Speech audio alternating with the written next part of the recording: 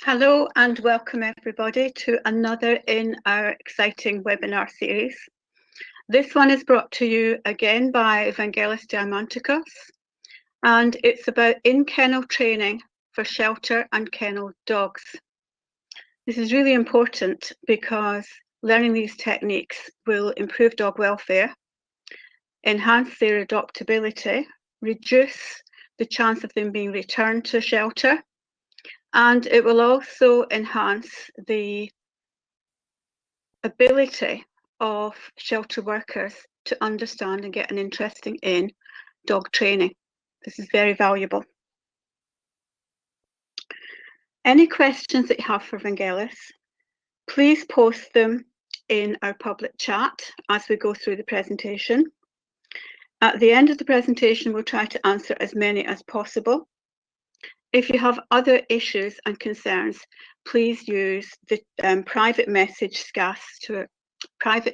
our SCAS administrator, which you'll also find on the screen.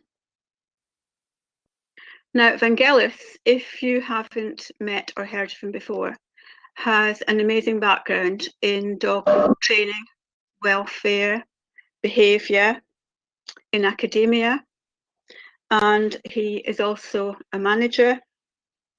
He's an ABTC registered clinical behaviourist, and he is also a trustee of SCAS, the Society for Companion Animal Studies. Please note that in this presentation, some of the video will be blurred. This is for ethical and research reasons.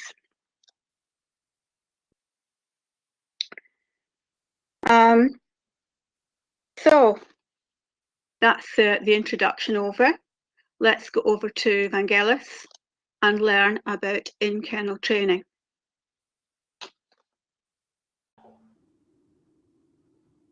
Good evening, everybody, and thank you very much for joining this webinar.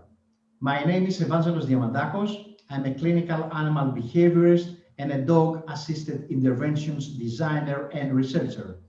I'm also an education, management, and organizational development consultant.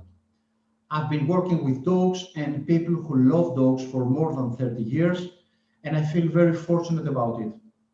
I'm delighted to participating again as a presenter in the SCAS educational webinar series, and I hope you enjoy this presentation.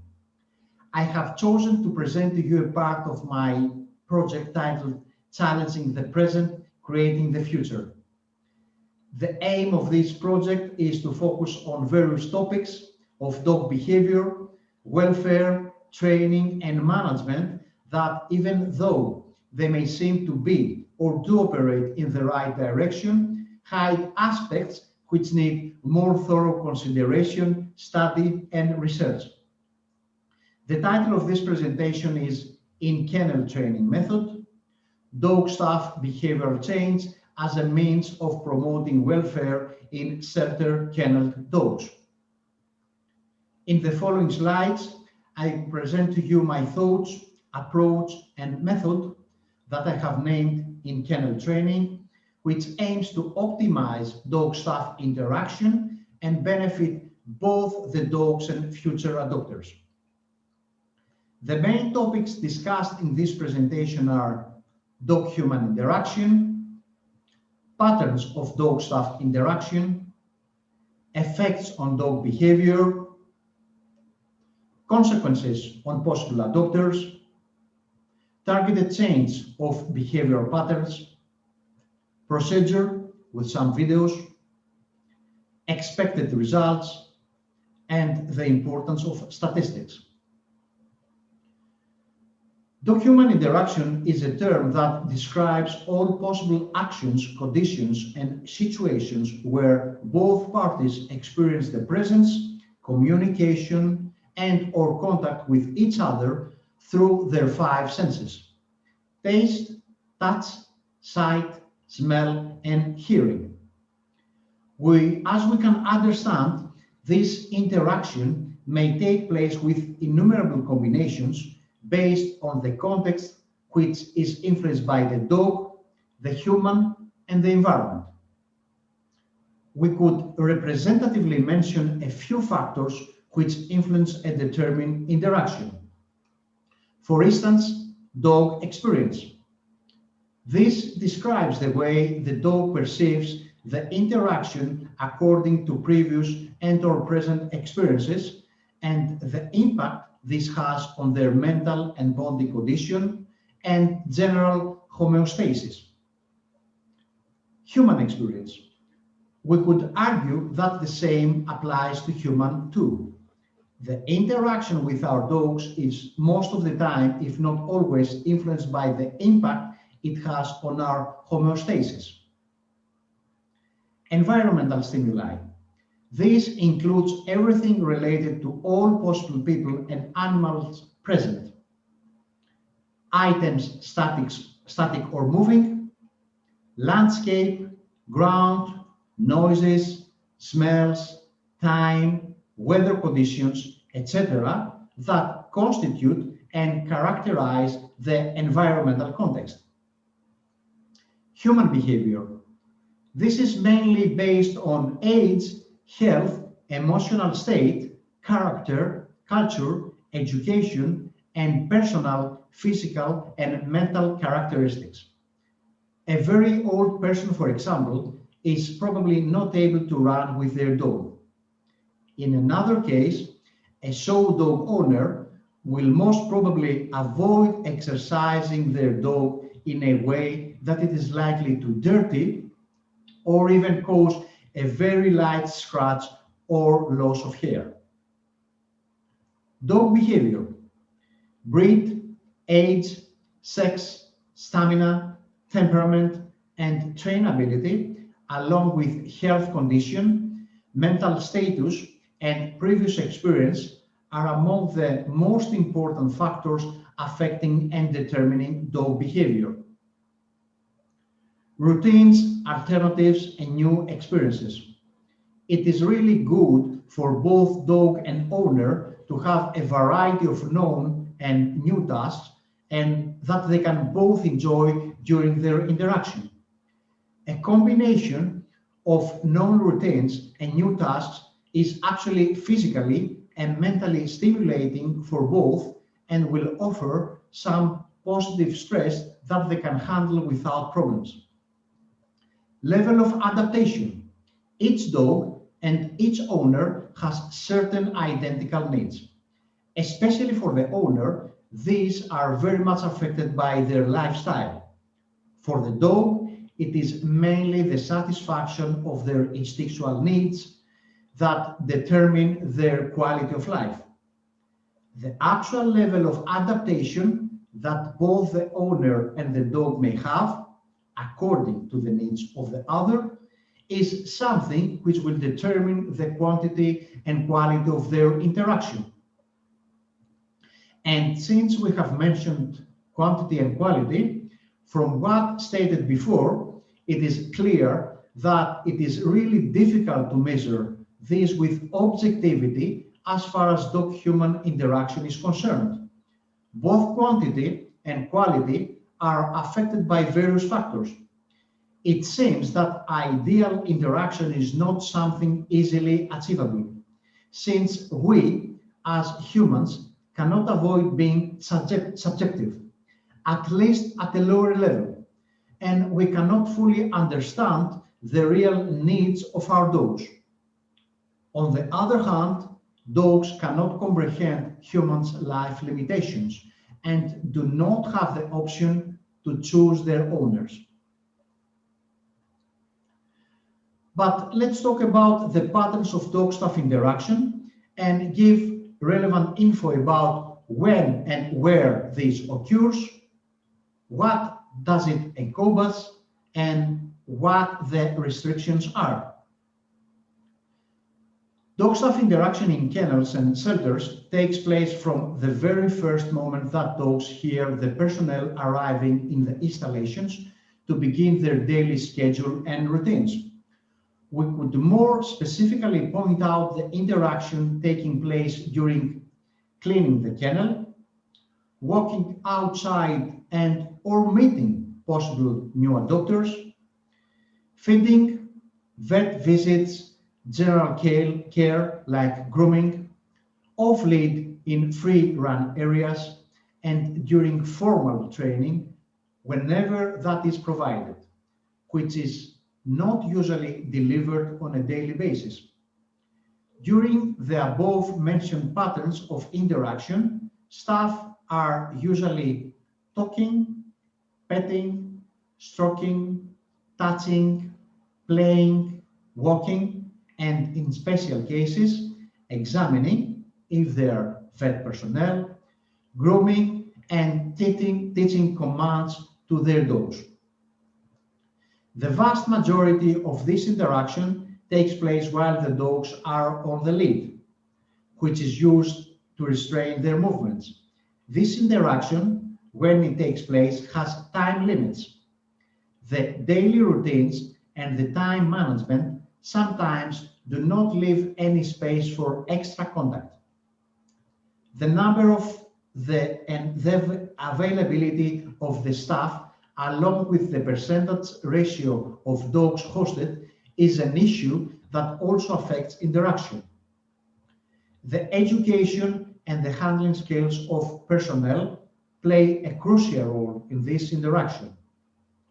Moreover, the dog's character frequently causes members of staff to interact more with a good-mannered dog and do only the essentials with the less well-mannered. The dog-staff interaction occurs most commonly during working hours, for example, from 8:30 to 4:30. And as we can understand, all the above-mentioned restrictions affect the quantity and the quality of the interaction provided to dogs. The previously mentioned patterns of dog-staff interaction have certain effects on dog behavior. For all of us who have worked, volunteered, or visited a shelter or kennel, it is easy to recall and visualize dogs barking, jumping, pacing, and running, and some of them remaining quiet or hidden in their nest. For those who have never been in a noisy kennel or shelter, try to compare it to the behavior exhibited by your dog when he sees you after a long absence, and then multiply it by 20, 30, or even more. In the two short videos, you will get a slight idea of dog-staff interaction. In the first video, it is me who is approaching the kennel.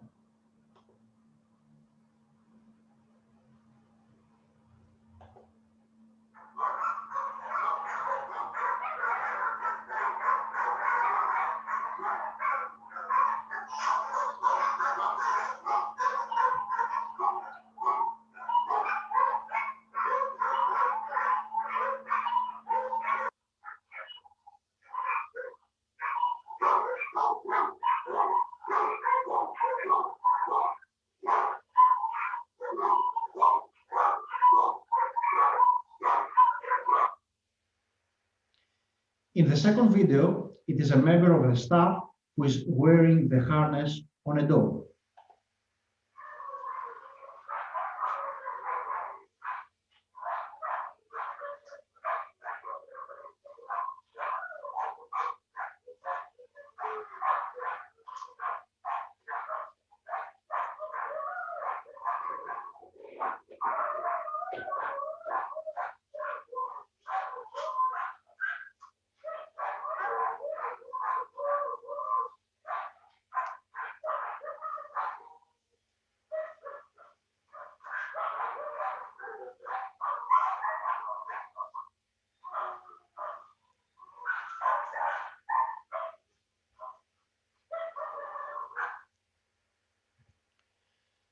But what actually are the effects on dog behavior? We may see dogs exhibiting increased levels of arousal as a result of their expectation, frustration, eagerness, or avoidance of interaction.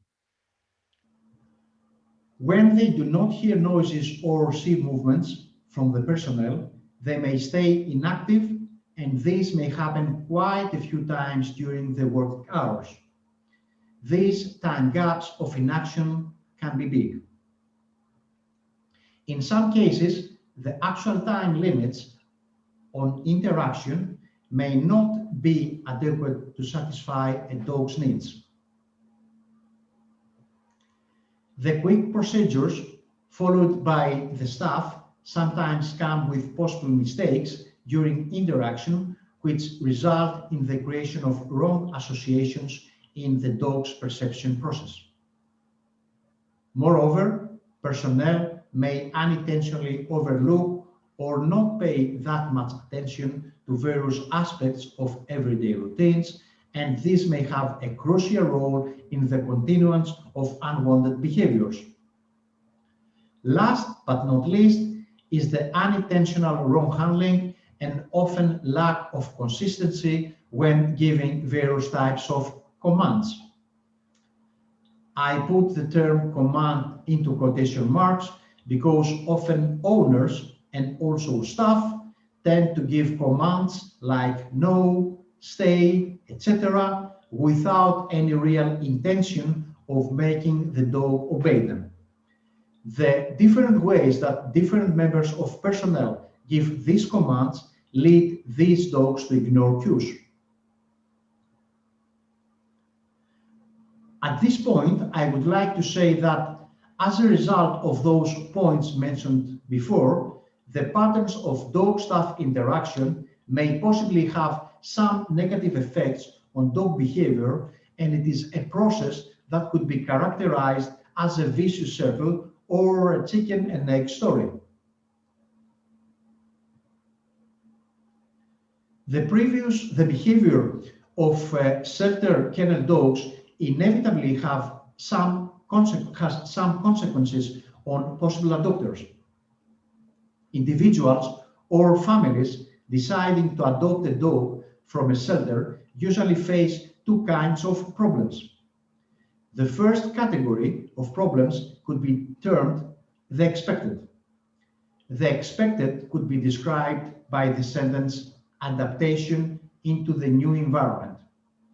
This encompasses all possible changes that a dog may experience and confront during their introduction, stay, and life in a new home environment. The second category could be termed the unexpected. The reason I put this word in quotation marks is because these problems either are not given serious consideration, if any, by owners before adoption, or they are not expected to be that serious or crucial in enabling the dog stay or rehoming. So, adopters may face and be obliged to deal with many wrong behaviors. Unfortunately, shelter dogs transfer to their new homes already known behaviors that they have been taught in the past. In many cases, owners do not have the appropriate skills and knowledge to train the newcomer. Soon, they realize that they do not have a baseline to begin from and go along as far as behavior modification is concerned. Moreover, the adopted dog may have acquired no previous experience of training in the shelter and thus no common links between then and now.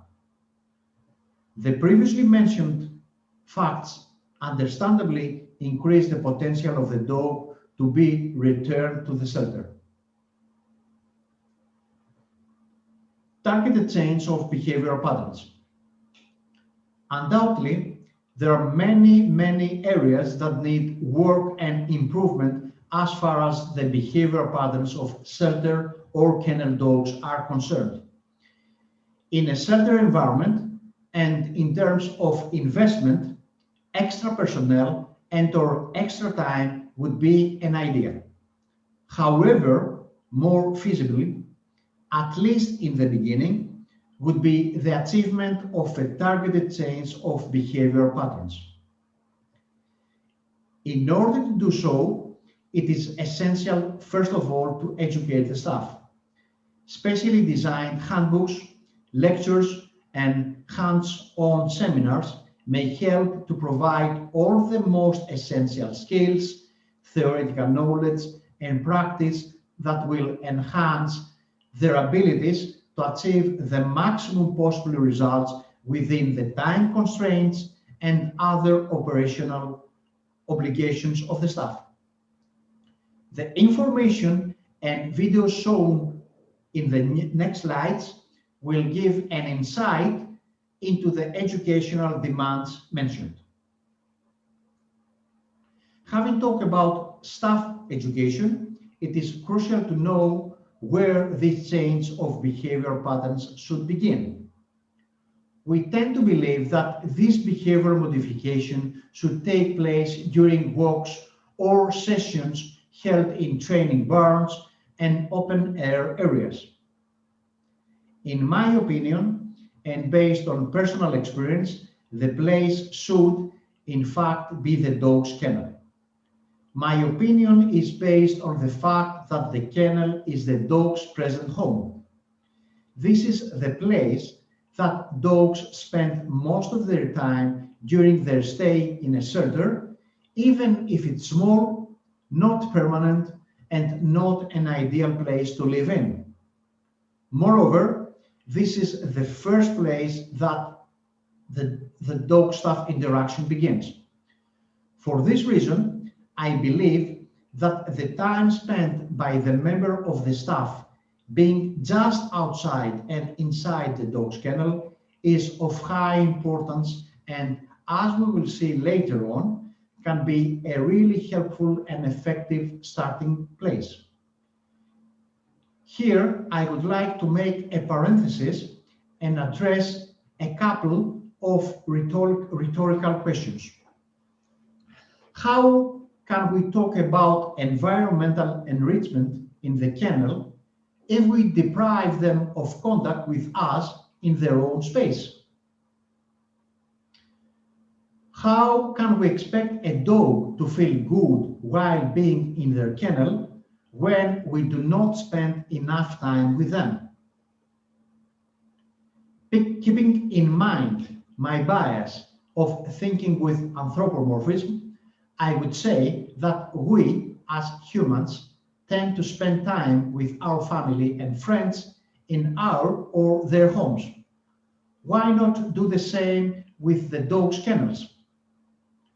I could say that we should change the dog's possible impressions and associations of the kennel as being a place that nobody spends enough time with me, and when someone does enter, they then want to leave quickly. Closing this parenthesis, I would suggest spending more quality time just outside and inside the kennel while feeding, talking, playing, training, and just staying with the dog. Having suggested beginning this targeted change of behavioral patterns from the dog's kennel, it will be really helpful to follow a certain procedure. In this procedure, it is crucial to shape the dog's behavior by asking them to have all their paws on the floor, decrease excessive barking, and also sudden movements in the kennel. I need to explain here that the reason for trying to control these three behaviors is that they appear to act as a trigger or the first brick of a domino. If it falls, it will potentially affect the levels of arousal. There is adequate scientific evidence that increased levels of arousal deter dogs from concentrating when learning new behaviors. Nevertheless, my suggestion for the method of decreasing arousal as a part of this targeted change in behavioral patterns is based on my observations and undoubtedly is an area that needs further observation, study, and research. I will now mention and briefly explain the order of the separate training tasks that I suggest following. Though this specific order is not an infallible panacea, and there is always space for alternative sequences based on the separate characteristics of both the dog and the member of the staff. These training tasks are divided into several categories, but here I will present to you the two most important. The Group A tasks are coded as kennel approach, approach the kennel, stand in front of the door and move to the left and to the right, door handle, approach hand and touch the handle, door noise, turn the handle, slightly open the door and then close it again, door open, open the door but do not enter, stand while the door is opened, stand in the entrance and do not enter, enter the kennel, close the door behind you, moving in, move around the kennel, bending towards the dog, moving hands, petting, offer food, lead presentation, clip noise, harness presentation, wear harness, attach lead, and then while exiting, door handle, door noise, door open, stand while the door is opened, and finally exit kennel.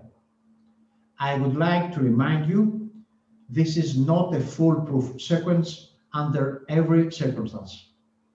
It depends on the separate characteristics of both dog and staff member.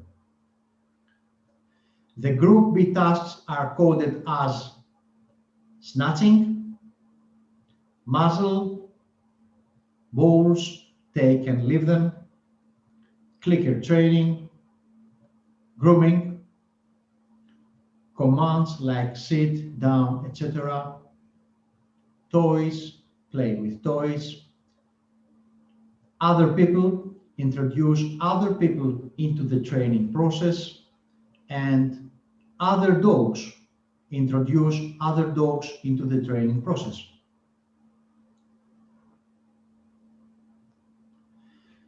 But let's watch a few selected videos and see what I have already said in real terms and practice. I want to inform you that for anonymity, deontology, and various ethical reasons, I have blurred images in the videos, but not their contents. These videos belong to my personal archive, have been created by me, and I'm the one who is participating into them, with the exception of the first two. Above each video, you will see information on its content, the task, the target, and its duration. I will try not talk a lot during the videos so as not to distract you, but let you observe the dog's behavior and my training or handling. If you have queries, we can discuss them at the end of the presentation. Before you watch these videos, I want to tell you that they are only parts of the behavior modification program I applied. In this video, you will see a real case scenario while a member of the staff enters the kennel to put the harness on, Nora. This is not during training. Please note the high levels of the dog's arousal throughout the whole process. The task is inside the kennel before the behavior modification program, and the target is to wear the harness. This is not training.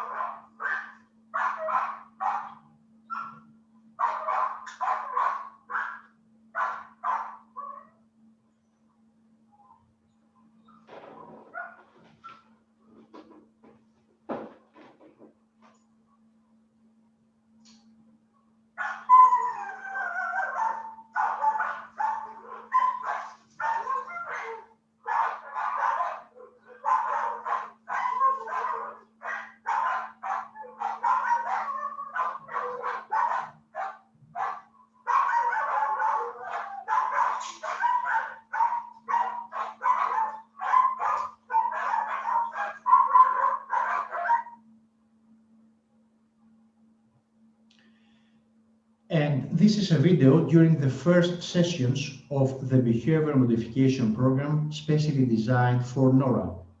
In this video, I'm giving directions to start decreasing arousal exhibited by NORA during entering, remaining, and exiting the kennel.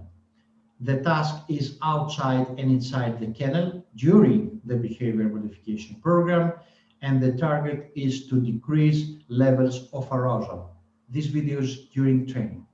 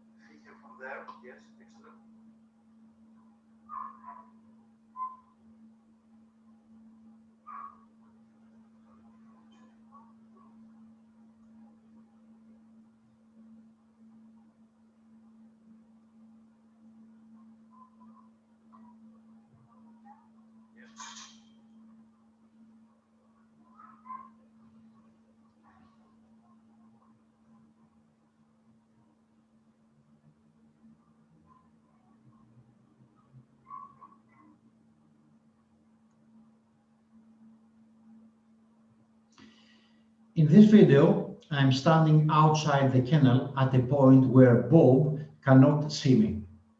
Then I approach the kennel and Bob sees and hears me. If he barks or jumps on the door, I stop and return to the initial point I was standing. I wait until he stops barking or jumping at the door. Then I repeat the procedure and approach the kennel again.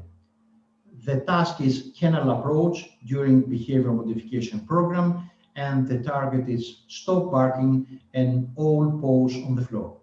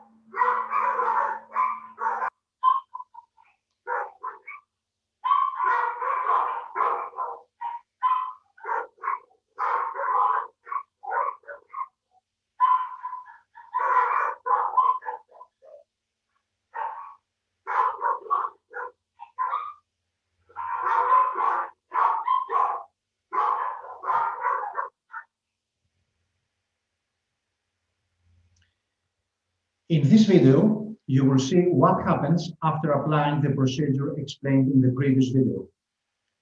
So, in this video, I'm standing outside the kennel at a point from which Bob cannot see me, but now, when I'm approaching the kennel, he's not barking or jumping at the door. Therefore, when I approach him just outside the door, I reward him with a treat and praise him verbally. The task is kennel approach after the behavior modification program, and the target is to stop barking and all paws on the floor.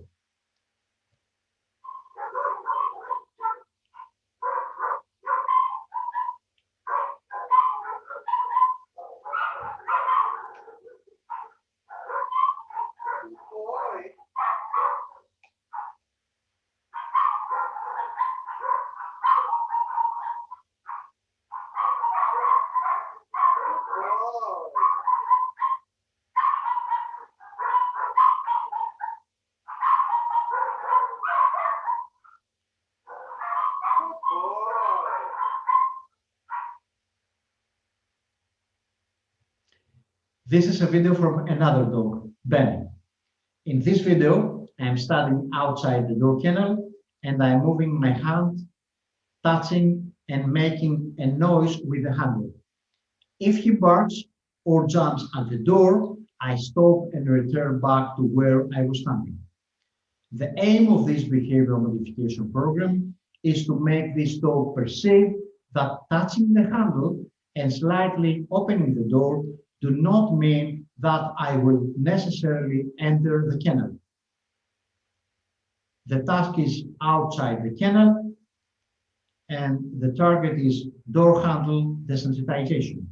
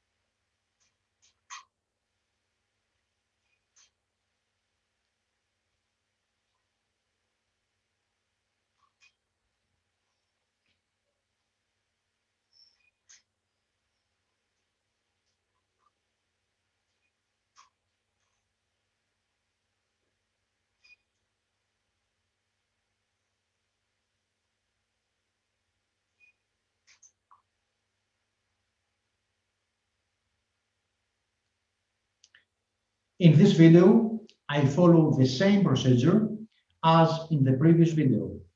However, the aim of this behavioral modification program is to make Ben understand that opening the door does not mean that I will enter the kennel.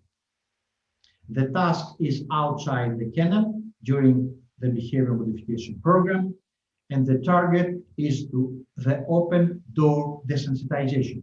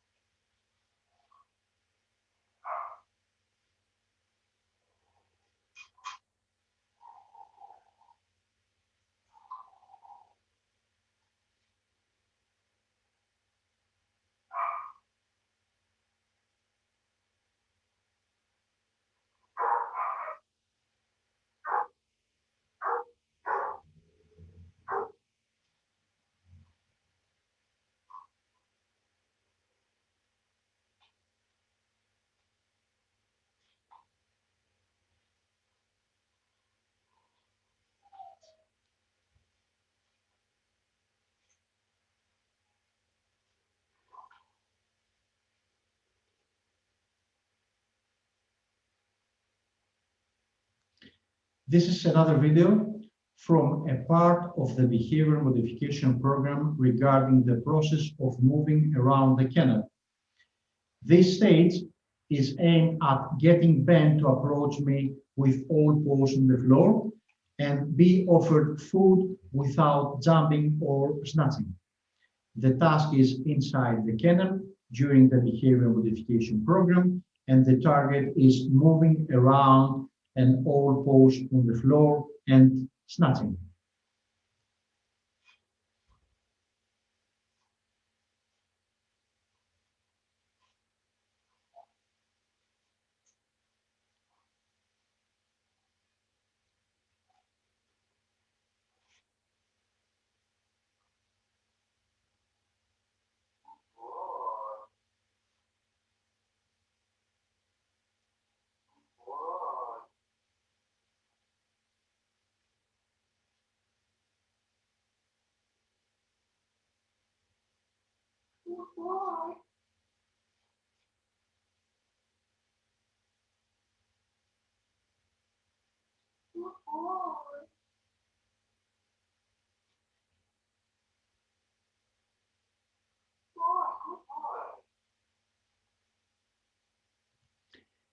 In this video, you will see another dog. Jess was highly aroused when someone approached her outside the kennel and also during moving inside it. Here you will see a part of the behavioral modification program specially designed for her. The task is in the kennel during the behavioral modification program, and the target is stop snatching and all paws on the floor.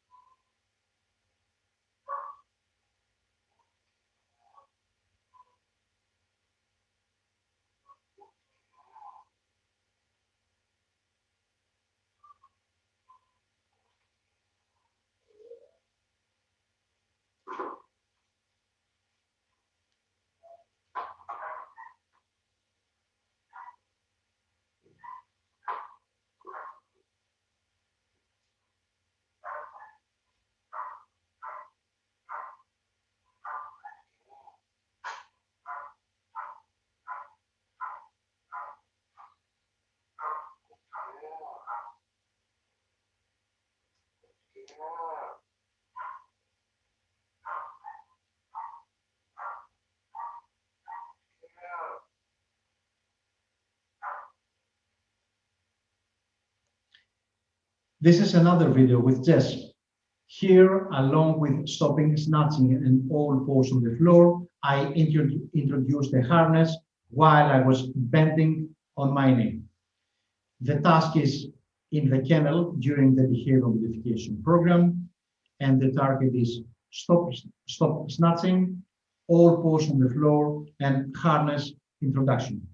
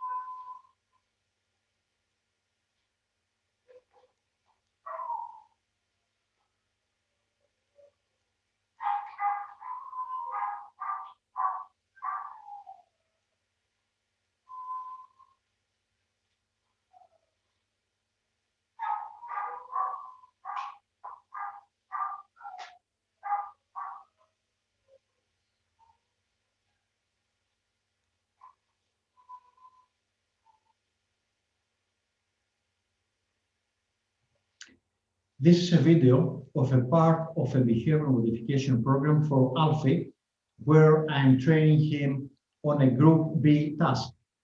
The task is inside the kennel during the behavior modification program, and the target is muzzle habituation and while at a standing position.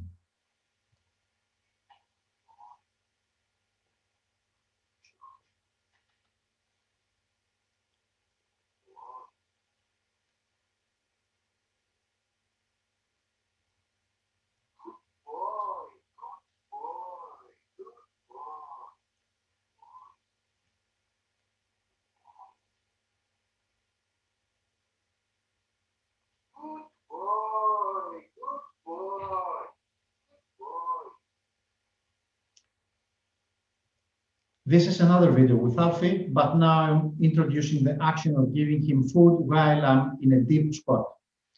The task is inside the kennel during the behavior modification program, and the target is muzzle habituation while at a deep squat.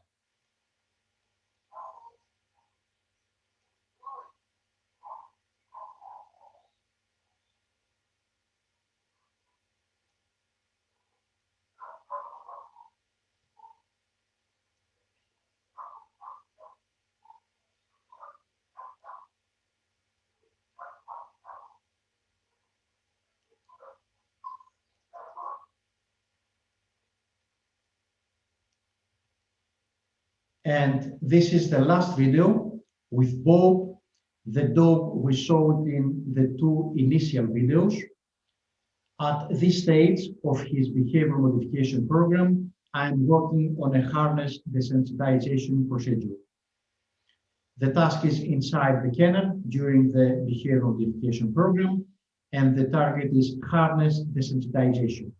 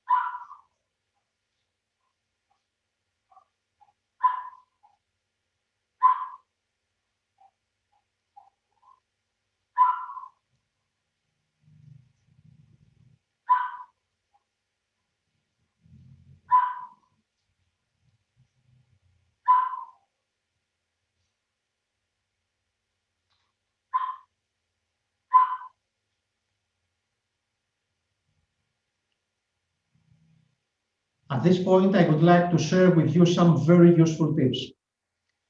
It is really important to rate the dog's performance and progress on a 1 to 7 scale, where the 1 will stand for very poor and the 7 for excellent performance. This rating should take place on a daily basis, so to be able to observe progress.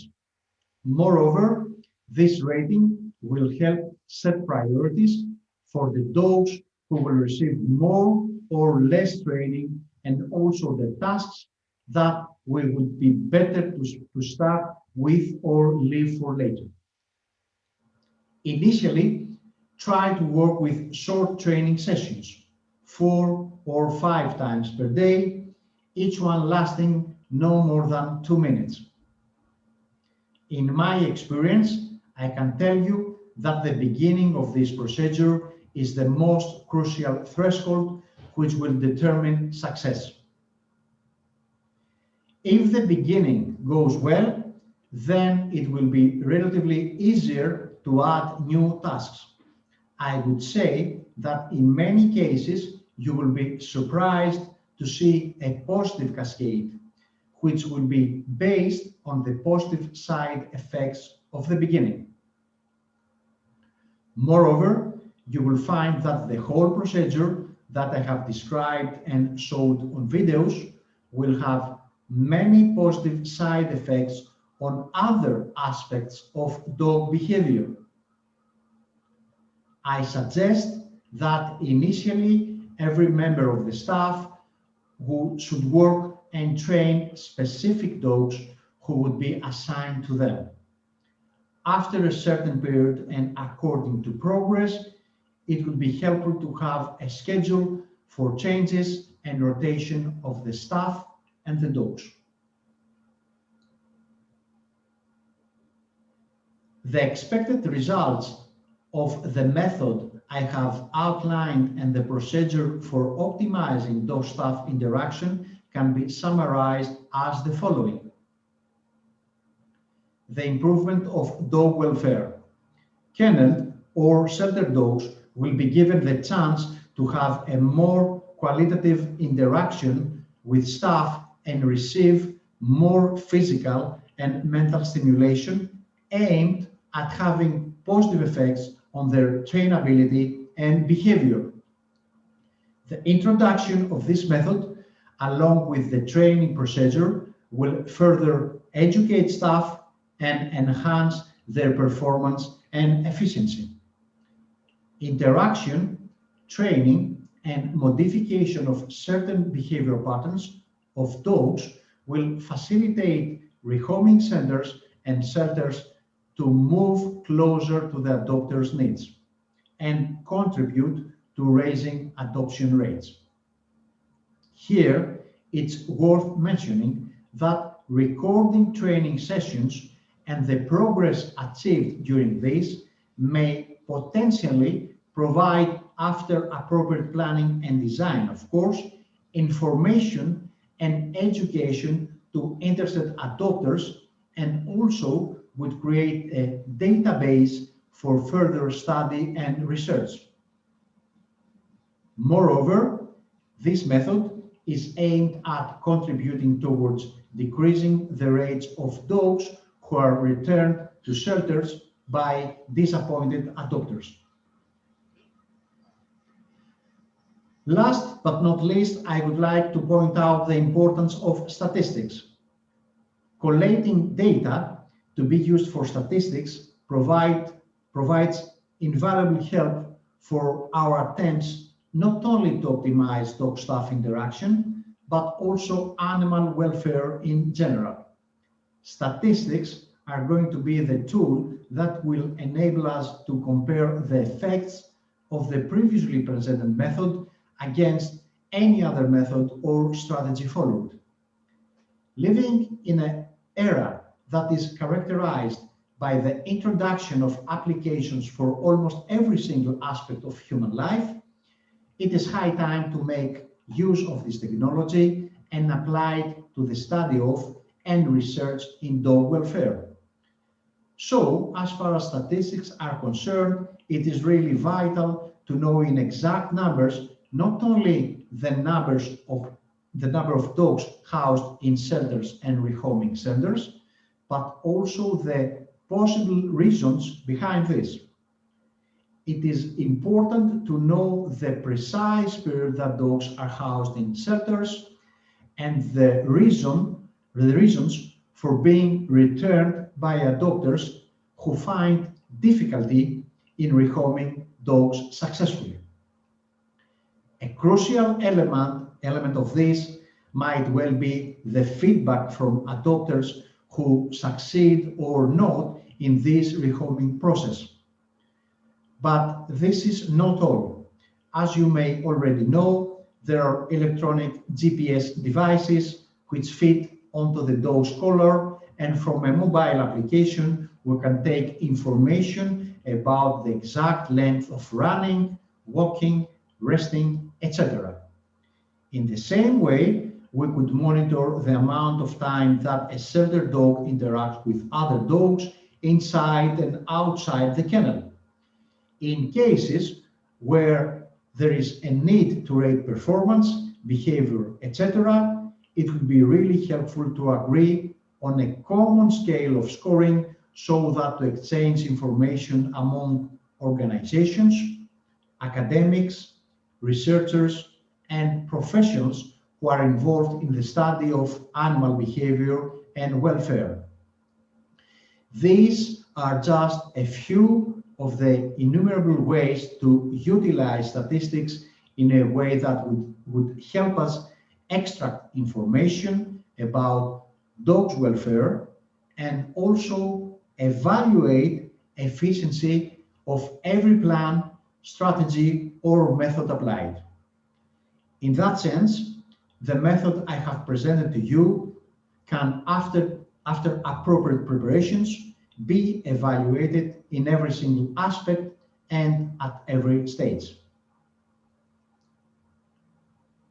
Before I finish, I would like to say that the method and the procedure I have described and demonstrated to you is not enough in and of itself to provide all the essential information, knowledge, and skills to personnel and people who are unfamiliar with the entire process. Moreover, the specific needs of the dogs and the personnel, along with those of the shelter's installations, demand special preparations and appropriate design before applying the method. Dogs would really appreciate, among others, more human presence and interaction inside their kennels. Please give them the chance. That's it. Thank you very much for listening tonight. If you want to contact me or get more information about my work and background, you can visit my website and my LinkedIn and Facebook pages. And now I would be very happy to take your questions. Hello, if you have questions, please type them in the public chat. In the meantime, I have a couple of questions myself. Vangelis, I'd like to ask you what thoughts you have about shelter construction and layout that can reduce stress in the sheltered dogs. Well, I think that, Liz, this is a very, very big topic. Undoubtedly, the shelter layout and the installations in general are among the factors which are affecting dogs' behavior. And however, I would like to say, from my experience, that the UK as a country, I think it's the leading country in constantly working on improving the shelter conditions. So we can see that over the last decades, we see things improving constantly, from the materials that we're using, from the layout of the kennels and the free run areas, etc. However, as you said previously, yes, they do affect dogs' behavior and welfare. However, I feel very optimistic because I see things improving and progressing day by day. Another thing that I'm wondering, quite a number of shelters welcome people to go and exercise the dogs to improve the welfare, but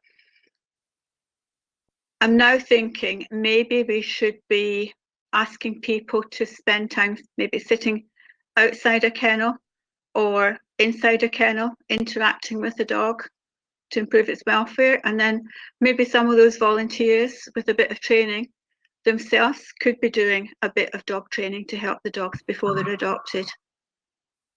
Yeah, undoubtedly dogs need time, and the volunteers' contribution in animal welfare in the UK and in other countries is really huge and really important. Their contribution is invaluable. However, as I showed previously in my presentation, I think that they should spend more time inside the kennel. However, this area needs special preparation because these members of the volunteers who are going to be involved in this project will need special training so that to provide what we aim to. I've just got some comments here. Claire Thomas Pino has said, a couple of my students have worked on research projects around shelter dogs and found the most successful programs were those that had significant volunteer and staff training programs and clearly and systematically evaluated each individual dog. These shelters encouraged the students and volunteers to just be present with the dog before they started training with them. I would say that I agree with Claire, and I'm very happy for these findings because they're supporting my approach. And actually, I don't think that I am the only one who would suggest to spend more time inside the kennel, because this is giving us the time to create the bond between the human and the animal, in this case the dog, so that to improve it and take as many as we can, so that to help this animal who is in this shelter and in these conditions that, as we said, they are not the ideal. However, we can create a base from that and constantly work on improving various aspects of the behavior of the behavior patterns that this dog has. I do strongly agree, and I'm very happy that Claire shared with us these results. Have information from Wendy Kruger. Thank you, that was very interesting. I've used elements of what you described with good success. However, not really considered spending time in the kennel as so valuable. And I think it's probably the way that we think. Maybe we think, oh, if we're going to do some dog training, that's something that should be done outside. And we probably have been thinking the dog would rather be outside. So it's a change of mindset to think about really what the dog would prefer, which most of us probably haven't been thinking in that way. As I said, thank you very much, Wendy, for your comment. But as I said previously in my presentation, and keeping in mind my bias of thinking with anthropomorphism, we tend to spend time with our friends and family in our or their homes. Why not do the same with the dog's shelter, with the dog's kennel? Spend more time there and take use of it and utilize it to help this animal and further create our bond. You know, the common strategy is to get into the kennel as soon as we can, because we think that the dog is desperate to go out for a walk. Yes, this is true, but this is the one side of the coin. The other side of the coin is that we train the dog with these high levels of arousal to get out of the kennel as soon as possible. And you know, this is what is happening most of the time. Nobody has the intention to harm a dog or do something which is wrong. We're doing things unintentionally. That's why we should not blame people that they are doing wrong things. We do not know. We every day learn new things. This is the reason that we're constantly improving the welfare conditions.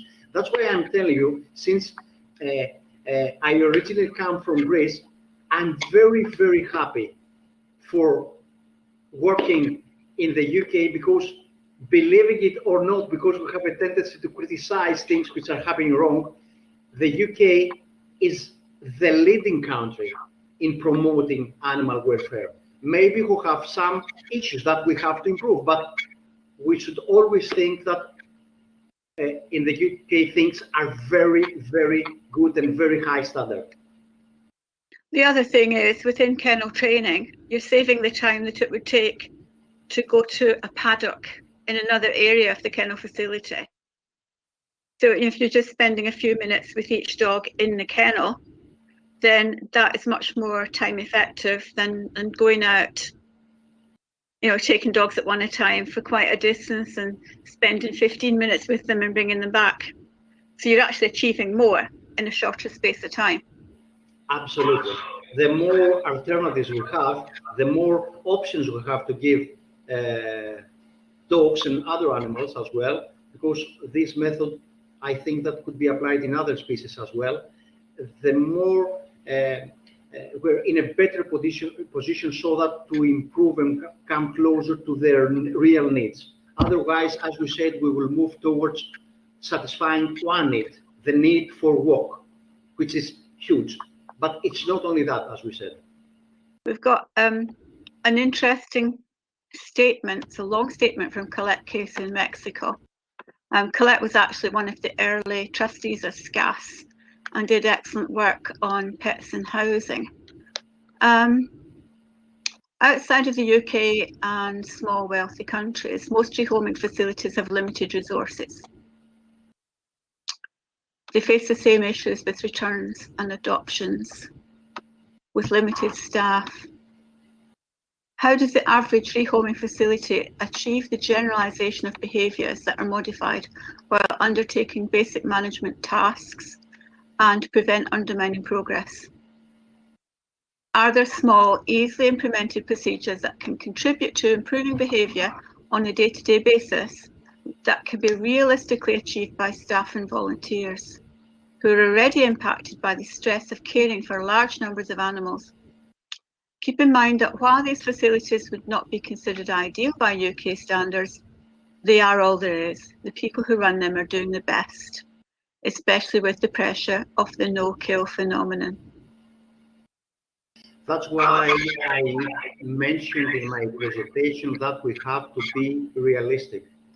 These things actually are happening in many countries. That's why we have to try to make a balance between quality and quantity. And moving ahead is not an easy process. It needs time, but the most important issue is to see that we're trying to improve and make things better than they were yesterday. Yes, there are always limitations. That's why I said previously that as far as this method is concerned, it needs very special preparation and design before we apply it, because we need the feedback and previous information about various factors as you said previously, Liz, the installations, the role of facilities and how the environment is affecting dogs' behavior. As I said previously, it's we do know that there are many countries that they do not meet the UK standards, and I would dare to say that we face something similar in Greece. However, as I said, it's very encouraging seeing people who are trying to constantly improve the welfare standards. But we have to be realistic. I've got more very interesting points. Claire Thomas Pino has said it'd be useful to have a time budget plan comparing the prior method with yours to see how much extra time the method actually takes, particularly if it reduces returns. Franca points out that almost all shelters struggle to have enough volunteers, and with the added uncertainty of not knowing how long volunteers are likely to stay at the centre, do you feel that shelters will financially be able to provide the training to all the volunteers and staff interacting with the dogs? I'm very happy about these comments, and I would like to say to Franca, I think that you're right, Franca. That's why we have to be very realistic and try to see how we can gradually move towards the direction that we want. So this has to be done step by step, because there are many factors which are affecting moving towards this, which is the ideal. However, from my experience, I know that we can, and the safest way to start to begin something is to do a pilot study, to begin with a couple of people who are interested, and then gradually add more people after appropriate training. That's why I mentioned that training and educating the staff or the volunteers, because volunteers are members of the staff. It's hugely important because it's all about training so that to move gradually towards our target. I'd just like to mention something that really impacted me, and that was visiting animal shelters across the States and seeing how many volunteers they had and how they managed and supported the volunteers. So, for example, the Denver Dumb Friend League, when I was there, had 30 staff members, but they had over 200 volunteers. And the volunteer workforce was supervised by a volunteer supervisor who attracted, recruited, trained the volunteers, gave them job descriptions. And the buzz in that shelter was fantastic. And much of the work was being carried by the volunteers who would sign up for a 6-month contract. And at the end of the 6 months, there was another interview with the supervisor and a decision of whether they would remain working at the shelter, maybe with a different job description, or whether they were going on to do something else. And I just thought that was so impressive. And the other thing is, the shelters that had the volunteers that were staying for a long time, they gave the volunteers lots of support. They praised the volunteers. And I worked with volunteers in my vet practice, but I'm afraid I didn't realise that they needed a lot of support.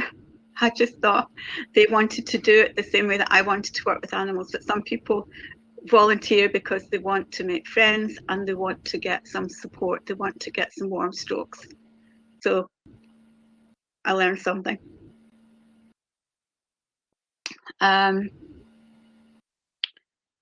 Natalie's saying, with limited time and resources, it makes absolute sense to approach simple routines like cleaning and feeding as training opportunities to establish a baseline that the dog can expect to experience in a home environment and build on successful and appropriate interactions learned while housed in kennels.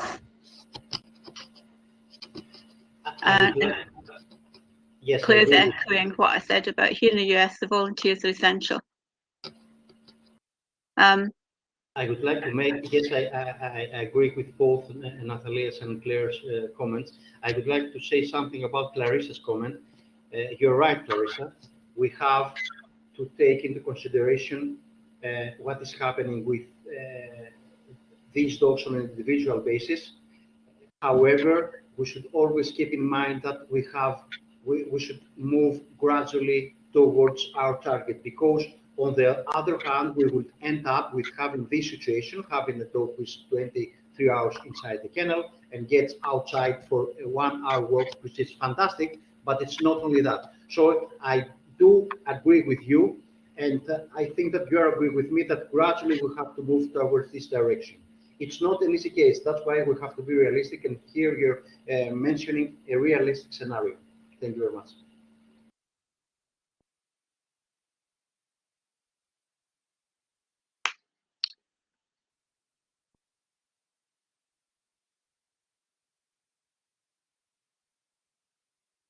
I think if anybody has other questions following the webinar, if you write to us, we'll do a Q&A and an FAQ on the website about this.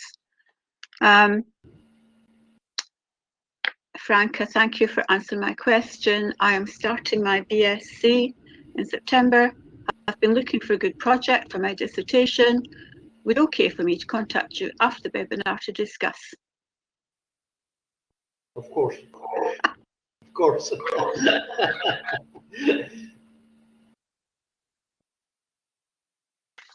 So, thank you very much, Vangelis.